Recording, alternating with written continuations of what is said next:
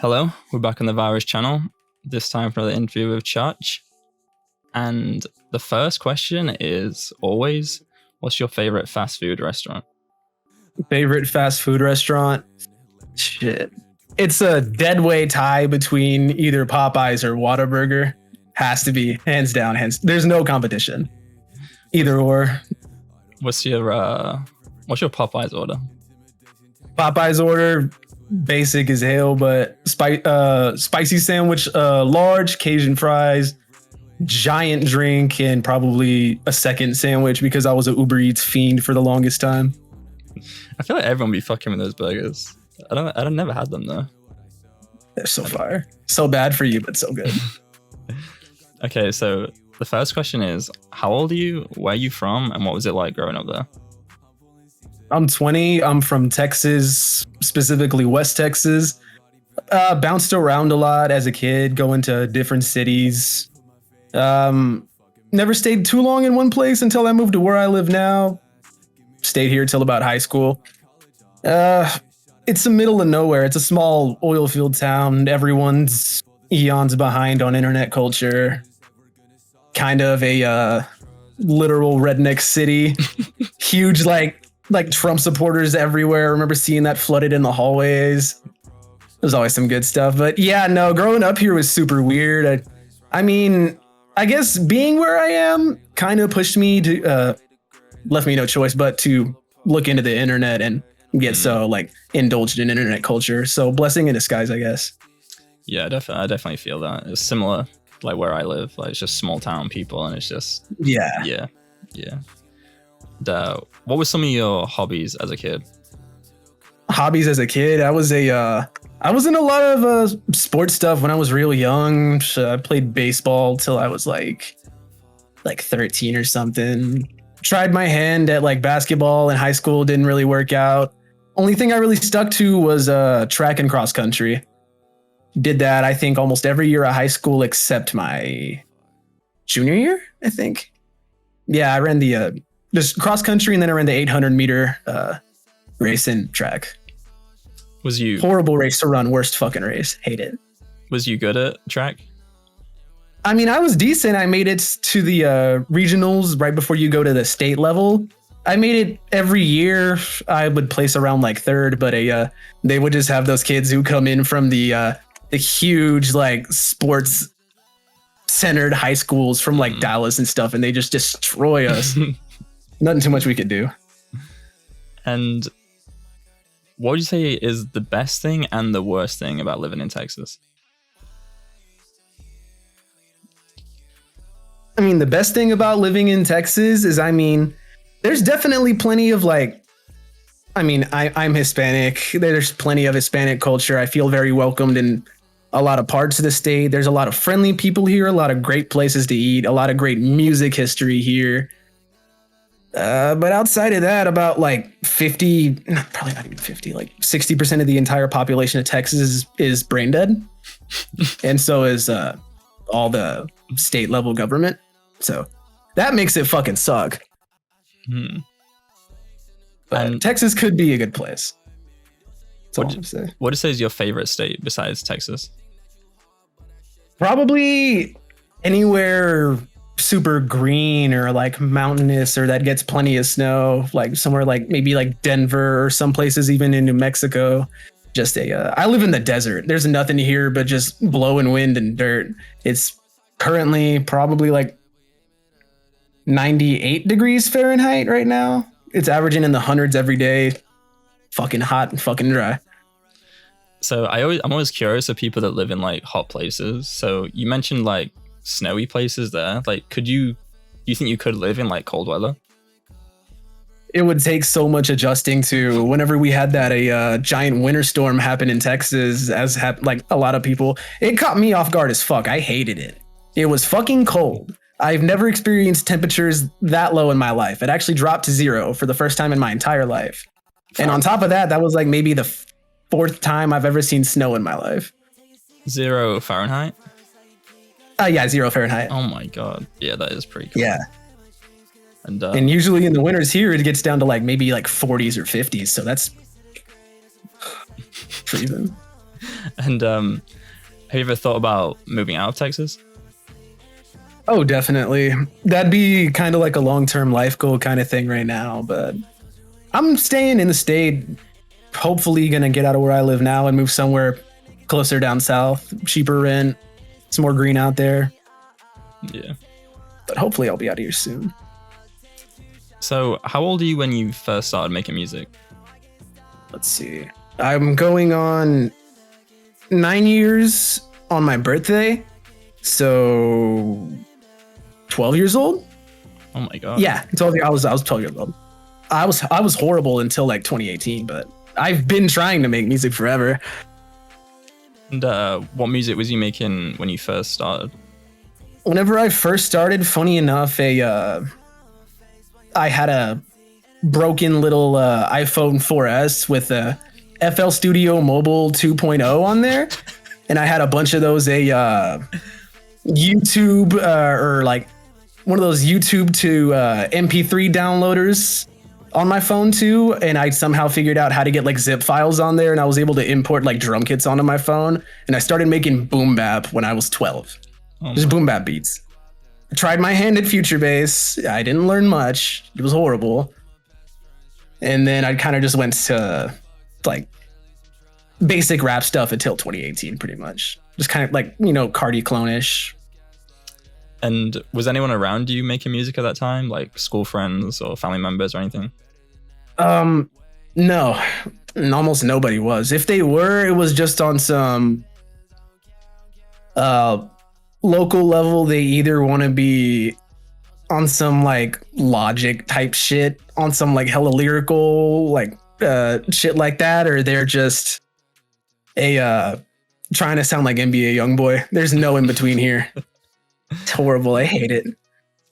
And when you was 12, when you started, did the people at school know about your music? Oh, hell no. They definitely did not. I didn't tell a soul. The only way people found out is when I was a freshman in high school. Just through word of mouth, through a couple people I knew. And then it was nonstop hell hearing about it because it was terrible. Like I was recording vocals on that iPhone 4S at that time. I had it hooked up perfectly. I found an extra headphone jack splitter for left and right audio. Mm-hmm. And when I did that, I'd plug in my Apple headphones into it so it would bypass the Apple microphone. That way I could use the phone microphone. That way it didn't sound totally like shit. I've been trying to make it work with what I've had since I fucking started. And when you actually started, what or who was it that influenced you to start? I mean, production wise, when I first started, it was like a lot of like lo-fi beat tapes, a lot of like old New York hip hop, thanks to my mom, a lot of old West Coast hip hop, also thanks to my mom. And just small influences like that, doing basic boom bap stuff, ripping overused YouTube samples. Did that for a long time. And then for vocals, the real inspiration kind of started with a lot of it's hella corny to say now, but like a lot of the sesh people, the whole 2016 wave, huge influence for me. Catching on a little bit later to Six Dogs and like Peep, Fani, Uno, everyone like that. Around high school, definitely had a huge influence on me. And I've been also influenced by like alternative music for a large portion of my life too. It doesn't show as much in my music, but it will soon. That's fire. So I want to know, how did you originally get involved in this whole scene? Okay, so perfect scenario. Cut to either very late 2018 or very, very early 2019. I had just barely started really utilizing Twitter. I literally hardly used Twitter to begin with. I would just shit post, not tweet anything music related. But after butting heads with a different music collective I was in way back, and some mediocre shit, I decided to take to Twitter, and I found someone who tagged me in a COD edit, in a Black Ops 2 trick shot edit with one of my ancient songs. And that person is still in the scene today, Christia, aka Idiot with the 11s. Oh, Entire yeah. reason I got to meet anybody because they were in the COD community and they had a couple mutuals in the scene. So all through seeing a COD edit on Twitter, I pretty much met everybody else. Just a giant chain reaction. And what year was this? Like late 2018, early 2019. I would have to ask Christia if they remember, but I can't pinpoint it exactly. But it was around that time for sure. And I think honestly, you're one of like the founding fathers of all this, and I feel like people don't actually know that. So I think it's good that you get to explain like how it all began, kind of thing.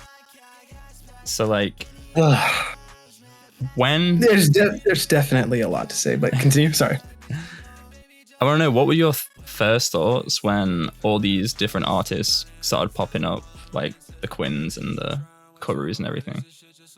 So right around when I got acquainted with everybody, I was a fan of the scene before I was fully friends with anybody. I was kind of on some outsider looking in. I didn't know too much about them, but I knew there were a lot of like, cool artists making a bunch of shit. But after like floating through the cesspools that were Twitter group chats back then, I met a couple people like Dreo, really good, amazing artist. One of the earliest people that I met in the scene. Huge shout out to them. And Kuru, I met them both through a group chat. And after I met them, I got acquainted with Kuru really well. And they kind of formally put me on to everybody, introduced me, said who's who, kind of showed me what was going on, linked me a whole bunch of music. Put me on to people like Saturn, a whole bunch of people early on. And then I heard about pretty much everyone who was in Bloodhounds through Kuru. And back then, did you think the whole scene would blow up the way it has? Oh, I had no clue. I just remember 2019, whenever we were all first getting together and making shit, we were just fighting for our lives on the timeline while everyone called us Blade clones. I didn't think this shit was going anywhere.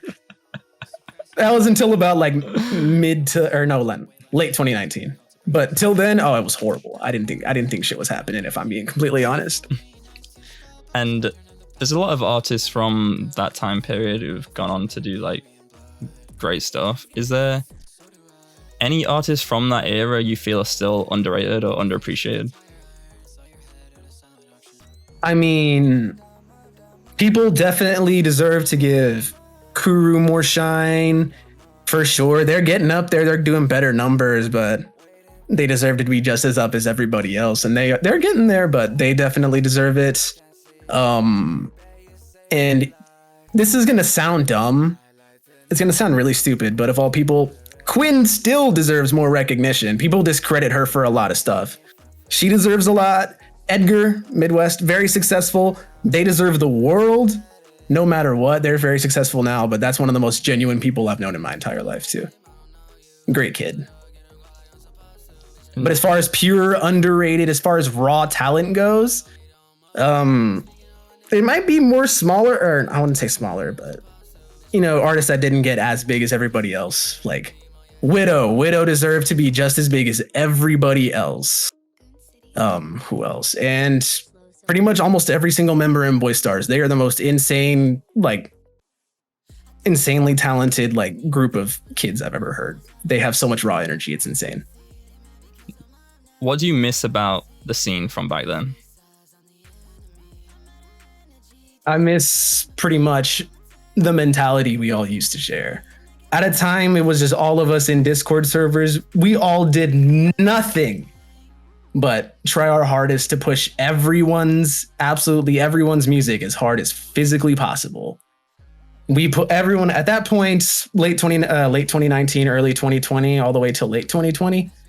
Every single person was just they wanted to see everybody succeed. Ego started getting in the way when people got more popular, but all I'm saying is there's just a lot of, I hate to say it, but missed potential for what could have been if everyone would have kept that group mentality instead of everyone clicking up so quick after everybody went up.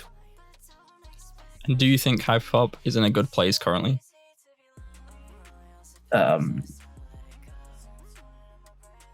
I'm in kind of sort of no way. able to answer that. But as far as everything else, I don't know. Music's in a pretty good state right now. There's a lot of genuinely good artists who have a lot of talent and have a lot of potential that are doing great things right now.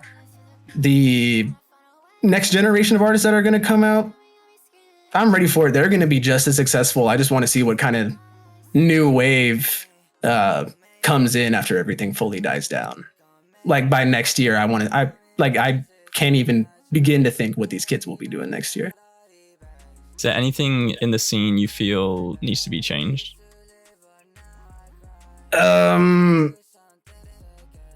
Just stop orbiting and stop dick riding. That's all I can say. I'm not even on Twitter anymore. I haven't been on Twitter in a very long time. I'm super suspended, and I still hear about shit every day. Please stop. Please. And that's another question I have. Why do you think there is so many beefs in this scene? I mean,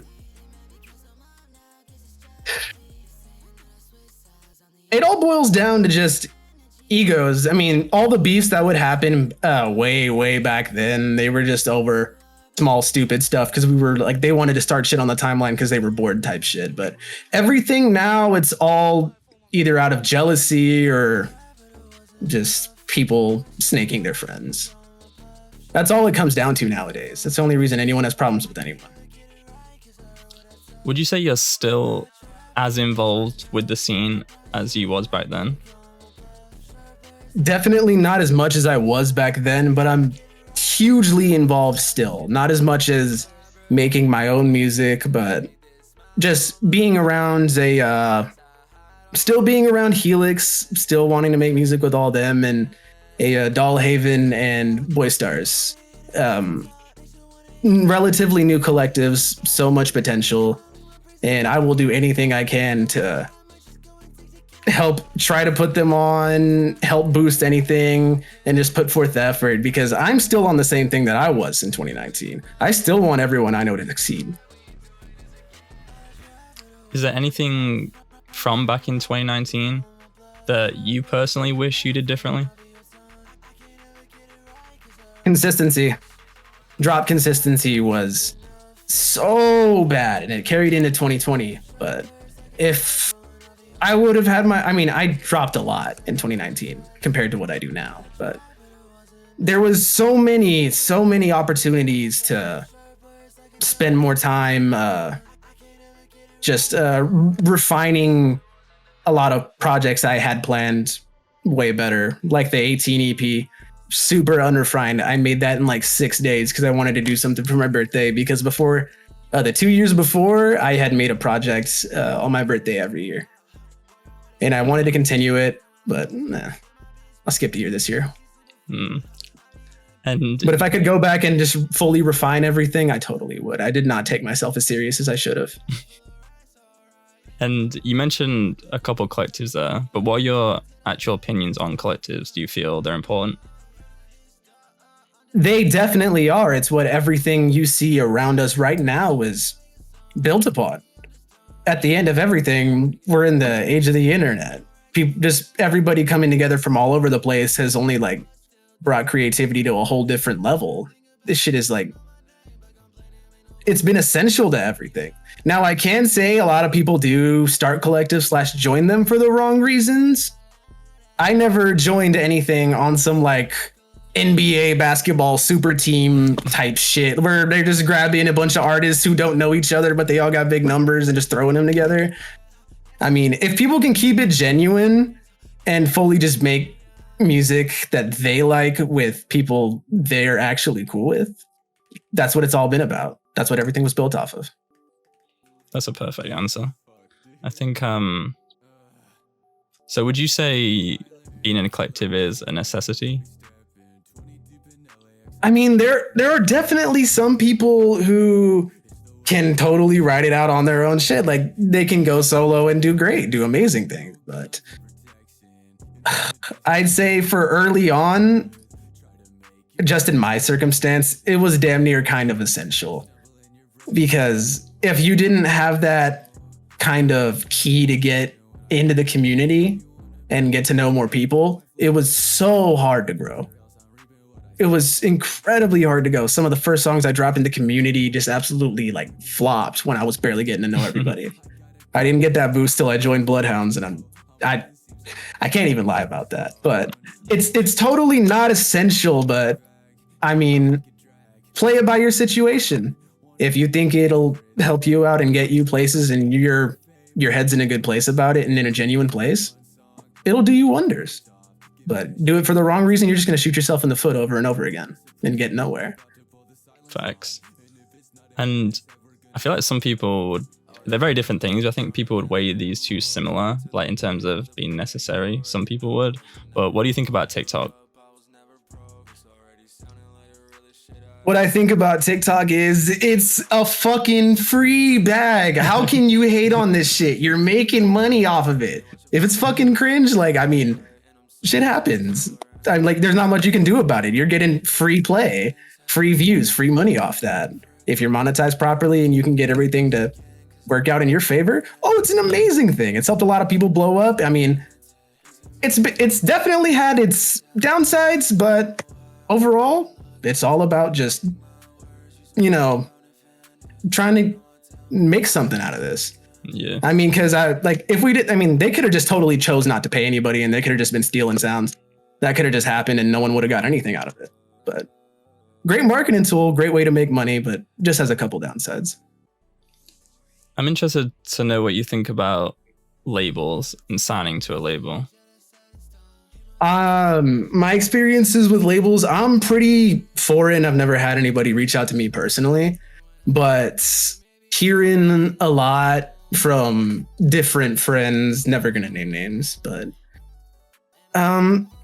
it's definitely worked out in a lot of people's favors, but I think it's all about just having good management to ensure that you don't get fucked by a label or a management team or like a different marketing/management team. I mean, it can do great. It's a little foreign to me, but all I can say is just be careful. So you say it's important to have a manager first before signing?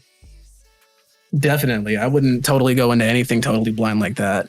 I mean, some people might be more inclined, but hell, if I'm going to sign a label contract, I definitely want someone who's been behind me and has genuine faith in me, and I want a lawyer. I would not do either without either of them. It's too unsafe. That's good advice. That's how you get shelved and end up like Fago. I mean, yeah, that's a fair point. I want to ask you about Red.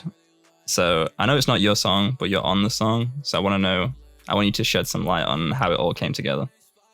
Okay, so originally this is going to let a lot of people down. A lot of people who've been around for a long time down. But for a time right around when Slow Silver 03 kind of first started making their, making some noise in the scene, we all got acquainted and we had planned a small collab EP with them, a Bloodhound's Slow Silver tape, which ultimately fell through, but that was the whole reason Red got started in the first place. It was going to be originally me, Widow, Saturn, and Quinn. Damn. And then from there, as soon as we made the song, sat on it for a little bit, and I was just shooting the shit with Quinn and Twitter DMs, kind of talking about the song, and she had brought up the idea that maybe we could make something bigger out of this and get a couple more people on it. Originally, it was just going to be a couple people from the same collectives, but we just got the idea to go bigger and try to bring as many people and as many groups together as physically possible to show everyone what we were really capable of. Because before then, I mean, yeah, there were a lot of big songs or whatever, but over time, there's hardly any songs to date that you can say are pure cornerstones of the community. And that was definitely one of the first ones. It brought everybody together for the first time in a very long time. And from then, we just kept sending from person to person to person to person until somehow 4 days later, I'm listening to Curtains record their verse in VC and send it to me. And that was the last verse I needed. Then I just sprinted to my bedroom. I was still living with my parents at the time. Spent about 6 hours arranging 14 different sets of vocals and beats, melting my ears with that harsh mix. And slowly after it was all said and done, got it sent to every single buddy, got everybody's approval for how everything sounded, and the rest is history. It was all of us just trying to come together and really show everybody what we can do. And when it was all finished, did you know it was going to be that big? I can't lie. I knew it. I knew it in my gut. The second I got the Widow verse back, that was the first verse that was even put down on the beat. I had asked Widow to make a hook on that, and it got sent back. As soon as I heard that hook and laid down my first 3 bars for my intro, I knew it. Even from that point, if we would have kept the song at 4 people, that song would have been fucking huge. But every single person slid on it. I kind of fucked up a couple people's mixing, but the song's so damn loud you don't even notice. It's fine. I totally fucked the mixing. I can't even lie. But if anyone else would have volunteered to sit there and do it, I would have let them. And when it was just, you said you, Quinn, Saturn, and Widow originally? Yes. Yeah. And you said you sat on it for a little while. How long did you sit on it for? Right after I finally got Quinn's verse back, we sat on it while waiting for Saturn's verse for I think a couple days, and we were impatient and just thinking of ideas if the verse falls through for some reason. And well, that's what I was worried about. I was like, fuck, if Saturn falls through, what do I do? And that's kind of how me and Quinn kind of brainstormed the idea to get more people on it from different collectives. But that was the only reason we even got anybody on it. We were just worried. We sat on it for a couple days, and after we asked everybody who was on the song already if they'd be cool with us making this a huge fucking song. We just went in from there. And how long did it take from when all 4 of you was on it till the final to get everyone's verse back? How long did that take? I want to say a week and a half to 2 weeks, I think. Oh my god, that's fast as fuck. It really was. Everybody sent their shit back super fast.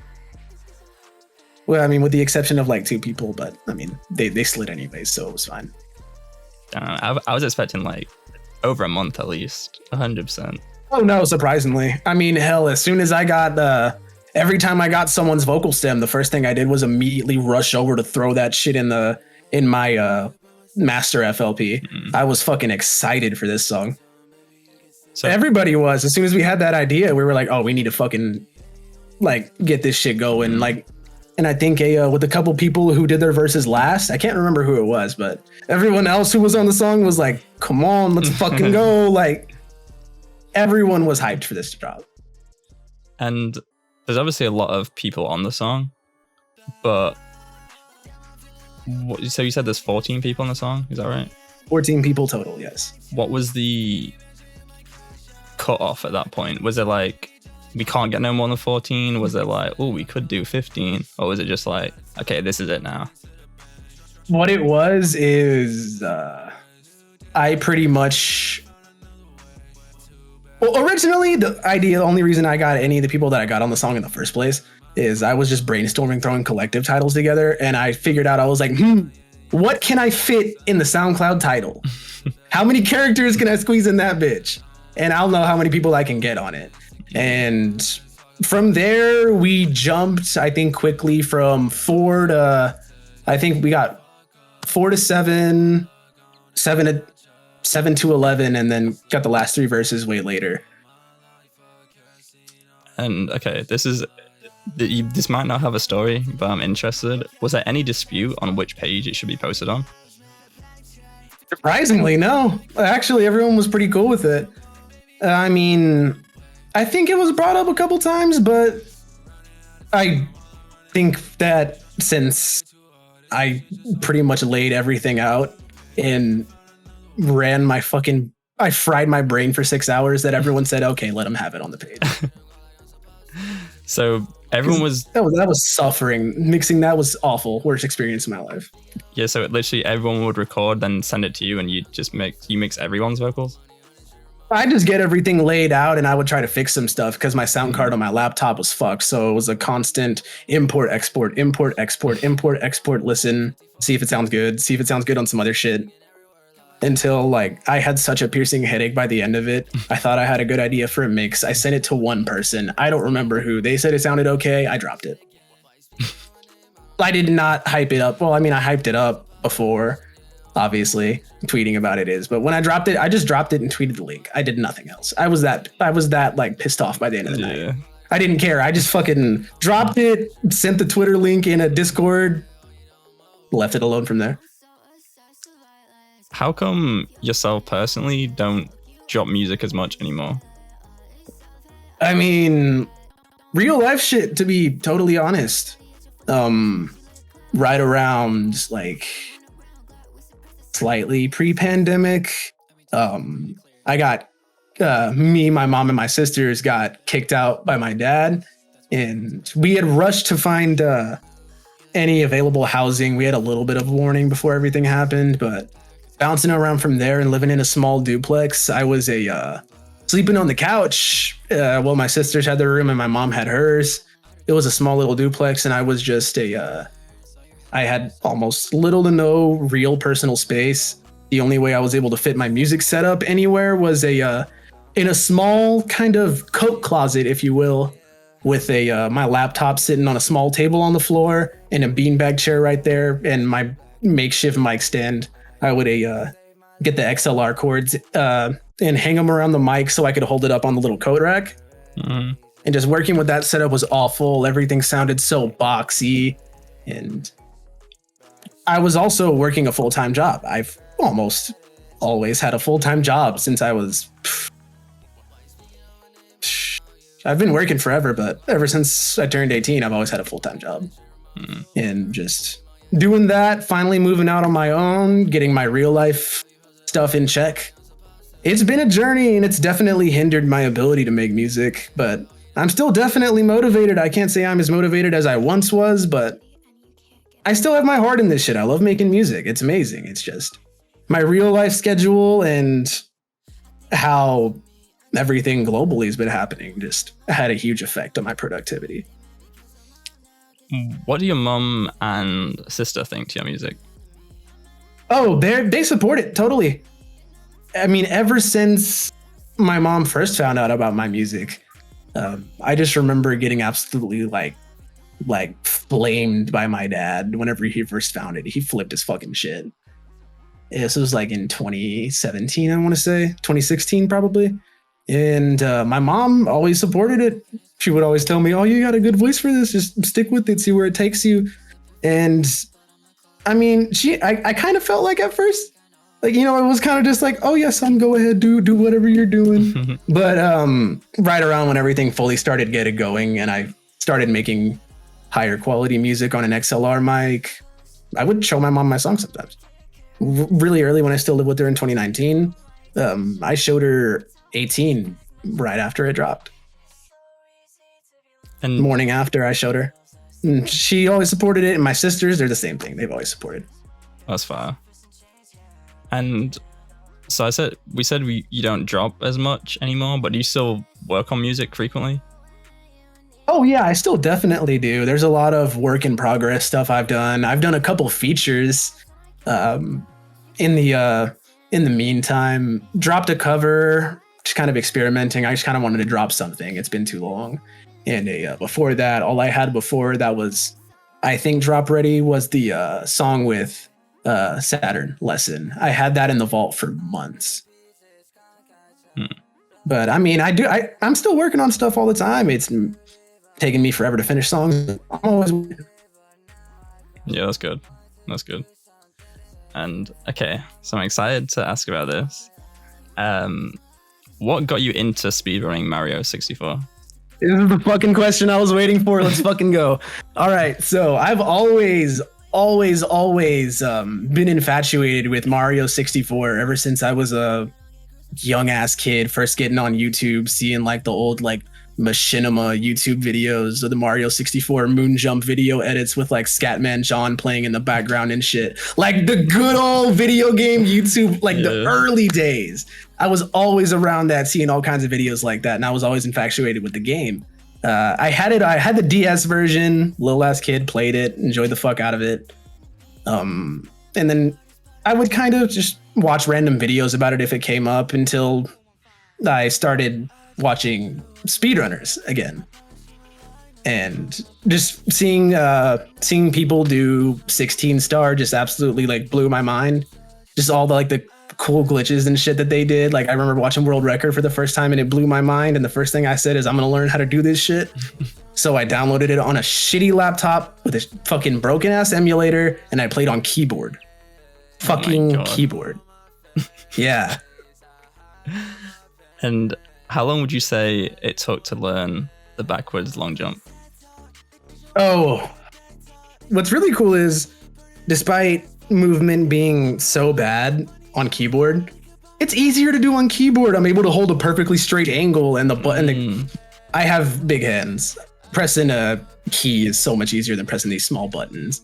So it was free as fuck, honestly. Just, I mean, I've always had a good mash, like, you know, playing Mario Party and shit in other video games growing up. Yeah. I remember like one thing that taught me straight up how to mash, like more than anything else. It was I think The Legend of Starfy for like DS. Random fucking moment, but I don't remember why. I just remember being in the backseat of my mom's car, like face red, mashing the absolute fuck out of the A button on my DS. And it carried over since then. It's pretty easy. Do you only run 16 stars? I'm working on doing 70, but that's going to take some time, but almost primarily 16. I'm working on doing 1 star as well, but that shit's hard. Fuck 1 star, fuck 0 star. That shit's fucking hard. Yeah, that shit looks fucking insane. Yeah, it's even worse when you try to do it. It's fucking hard. How long would you say it took to be like a competent runner? Because that game is like so fucking optimized. It's like ridiculous. Yeah, I mean, it's the biggest speed game out there that isn't like what, SMB? Yeah. So I think it might have more runs. I don't remember, but it took me almost 4 months to finally take it serious enough to buy a USB controller for my emulator. And as soon as I had a controller in my hands, I'd say it took me almost 2 whole months to fully become competent with movement. Yeah. Yeah, I can And imagine. it was a fucking struggle. I was just eating shit. It was awful. But I finally got it down. It's just that what sucks is with this game, and I guess just how aggressive I am with movement, like whenever I do my Bowser throws, like I spin the ever-living shit out of my stick whenever I do it. I might have to buy another controller already. This is going to be my like 3rd one. Oh, that's the only downside. Because if you fuck up the stick and you fuck up your angles, you can't hold anything right, and you'll just fuck every single trick up. And that's literally the That's kind of a pain in the ass. That's the last But part that's of the run too. probably the only downside. Yeah. Yeah. And what's your fastest time? Because I know the world record is like just under 15 minutes, right? Yeah, world record's currently 14:48. First record to cross into that 4X territory recently. That's fucking insane. My PB currently is 18:19, but I just switched to the pro route that all the top runners do. And hell, I was on pace to drop a fucking 17 flat at one point, like late in the run. That was my first real run doing that route well. So there's still plenty of room for improvement. Hell, I had someone who's 2nd place in 70 star tell me I could have dropped to 16. And okay, this might be a stupid question because I always wondered this for like speedrunners. When you're on pace, like a good run, when you're playing it, is there anything actually going through your mind, or are you just like going through the motions? Are you like nervous? Like with I mean, when I did the old route, I kind of figured out how to handle nerves because I had a lot of runs go in on crazy paces and I would choke them. And that was the only way you really learn. You just gotta be on the most amazing pace of your entire life and you have to lose it last second. to really have this. The game has to break you, and then you learn how to deal with nerves. I'm still learning. On my 18, 19, as soon as I was about 13 minutes in, I was absolutely like hauling ass. I got like almost 3 gold splits in a row. I was shaking. It was 3 a.m. I was tired as shit. I've been playing the game for 8 hours. As soon as I got past like, I think my 12th star, physically shaking the entire way through. Hands like just sweating. It was gross. I can imagine. And says, because I've never actually speedrun personally, when you're like in grind mode, like practicing every day, if you take a little break, do you feel it when you like come back? Definitely, but I've spent so much time on this game that a lot of stuff is beginning to feel natural to me, and I don't lose it. But yeah, it's a little shaky, like really precise stuff.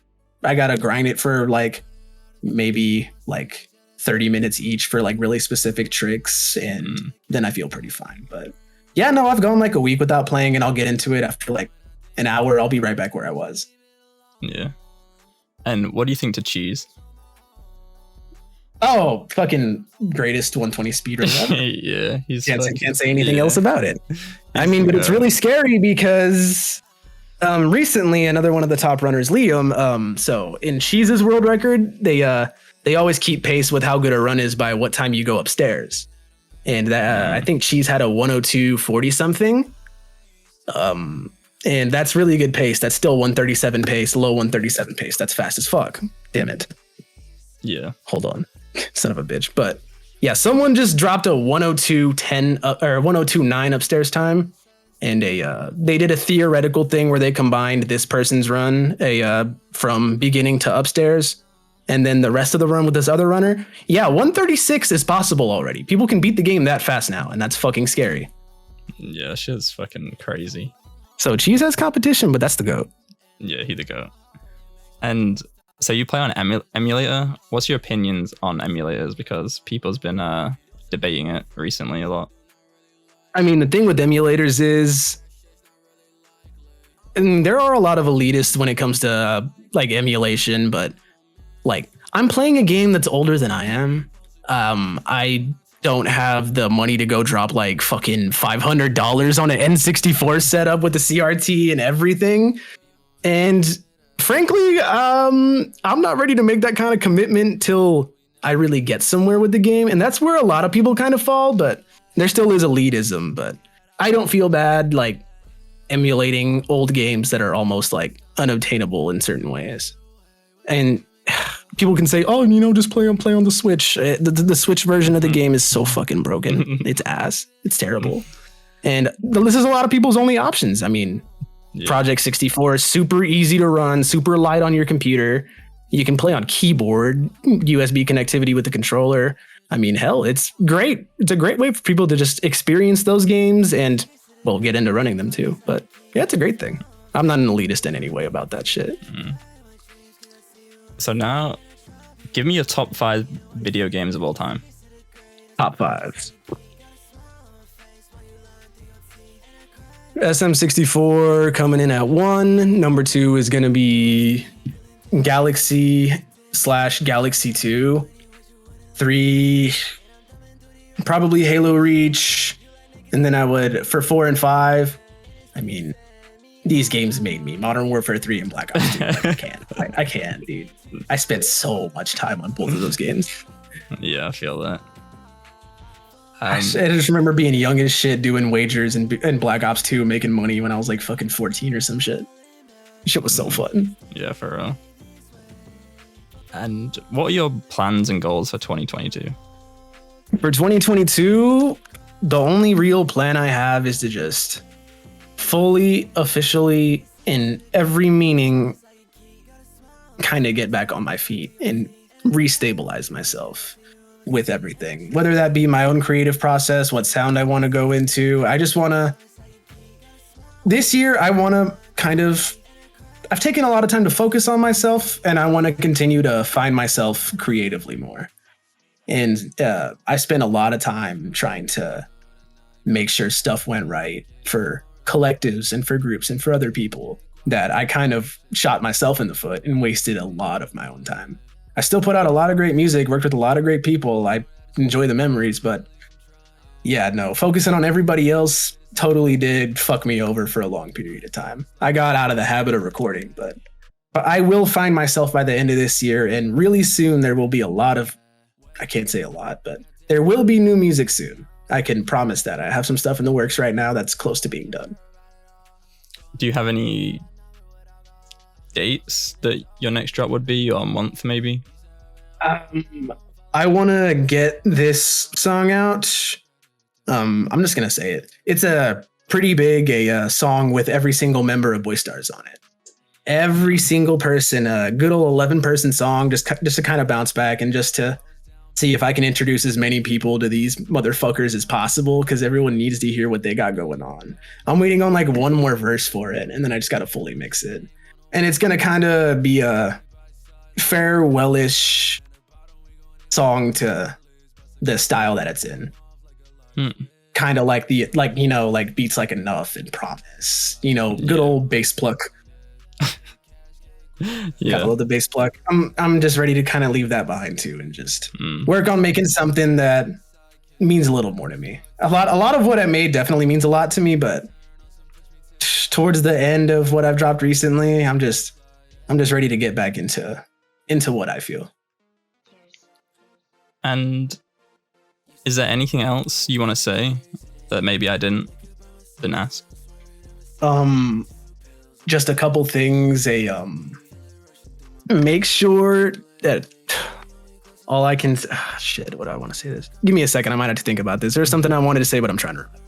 Give me like 2 seconds. Fuck. Oh yeah. Whatever anyone does who's ever had any interaction with this scene, whether it be outside looking in, you could just be a fan, you could be an artist, you could be someone that I know personally, but just please, can we try to make shit genuine again? That's all I have to say about anything else. I'm ready for people to be genuine again. Yeah, otherwise than that, it's love for everybody out there, anyone that I've ever worked with, mad respect for, but it's about that time. That's well said. And I have one more question. Yeah, what's up?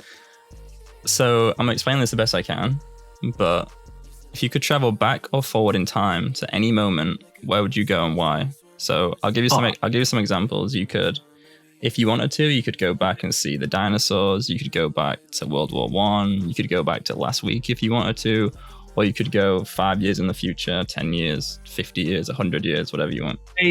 I have a dead-on fucking answer. Like, this is a really good question, but if I could go anywhere in any period of time, I would go back I can't remember the exact name of the era, but like, prehistoric, kind of when like a lot of bugs were still like the dominant like land organisms. Mm-hmm. Seeing all those giant fucking like bugs and shit, like all those like what are they called? I can't remember the exact names of them right now, but seeing how crazy like prehistoric insects are fucking insane. I've always had a thing for insects because I just remember watching the ever living hell out of a Monster Bug Wars on YouTube. Like, I've done it my entire life. It's just so fucking cool. I don't know what it is. It's like that. I watched this other YouTube channel just purely about ants called Ants Canada. Amazing fucking YouTube channel. But I would give anything to go back and see all that. I like that answer. That's an interesting answer. But yeah, I appreciate you for coming on, doing the interview and telling your story and everything. Hell yeah, man. I definitely appreciate it for sure.